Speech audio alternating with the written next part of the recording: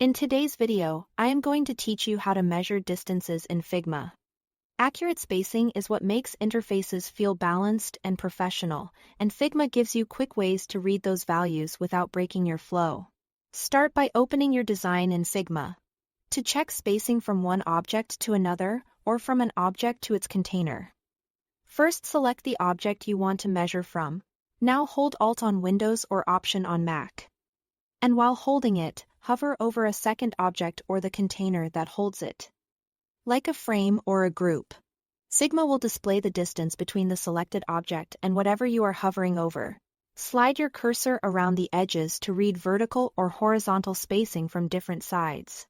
You'll see labels appear right on the canvas, so you can compare gaps at a glance without opening any extra panels. This is especially handy for confirming consistent margins or making sure elements line up evenly inside a section. When you want extra precision, hold Shift while you are measuring. Keeping Shift pressed helps you snap to straight lines or align with the grid, which prevents those tiny diagonal drifts that can throw off a reading. Use this when you need to confirm exact left, right, top, or bottom spacing. Watch for the on-canvas guides and labels to confirm you are reading the intended axis. Release Shift to return to free measuring if you need to move more loosely again. For distances between nested layers elements inside frames, groups, components, or auto-fay layout structures. Select your object, then hold Command plus Option on Mac or Control plus Alt on Windows.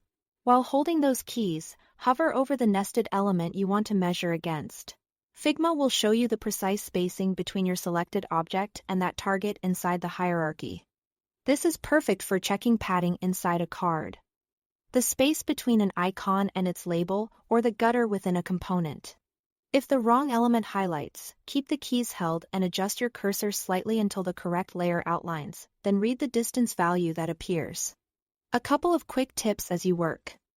The measurement reflects the edges you are pointing to, so hover near the side you care about to get the right direction. You are only reading values here, nothing changes on your canvas, so take your time and explore different edges to confirm consistency. That's all to it. Thanks for watching.